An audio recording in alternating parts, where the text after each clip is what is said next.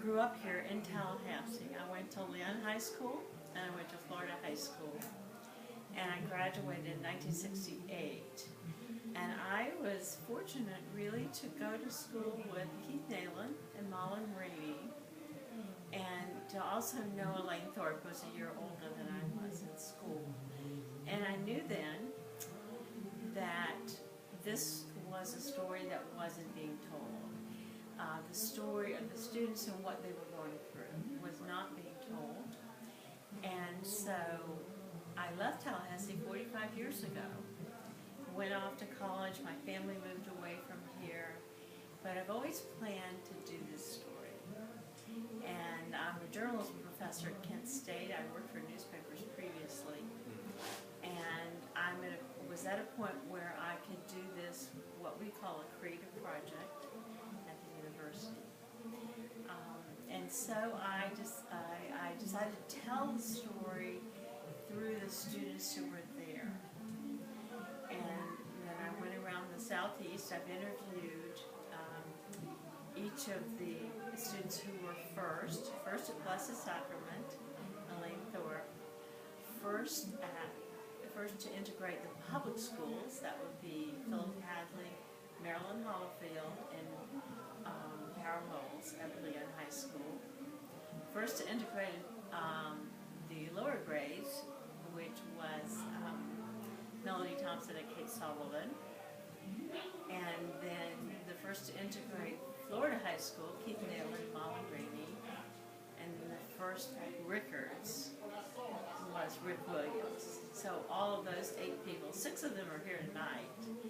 And then my colleague, David LaBelle, did the photography. So when his family was on vacation in Florida this summer, he drove down from Ohio with them and then left them at the beach.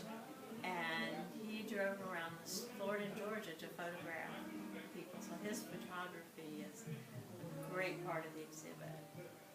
What I wanted to do was to help school children who go to the Riley House Museum understand what it felt like. I wanted them to feel what it was like in the 1960s to be desegregated in schools and to be one of the only students there, or the only student there who was African American. I thought that was the best way for them to understand the story from 50 years ago.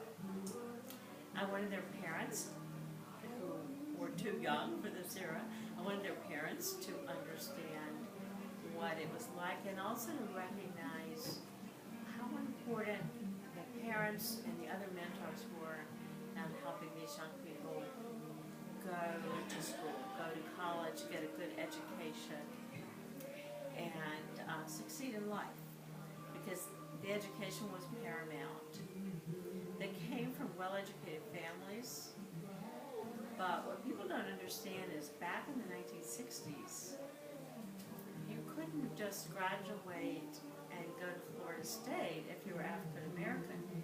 When Philip Hadley entered Florida State in 1965, he was one of 13 black students out of 10,000 students there.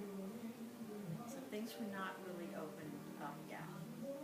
And so I wanted that educational message to come through. And then I wanted the people who were of the era of these students, which will be people who are mostly in their 60s and 70s and so forth now, to have an opportunity to reflect and think about how much things have changed and where these people have, where they've gone, where they've ended up. And I'm hoping that by telling their stories, that children and their parents and others will be inspired.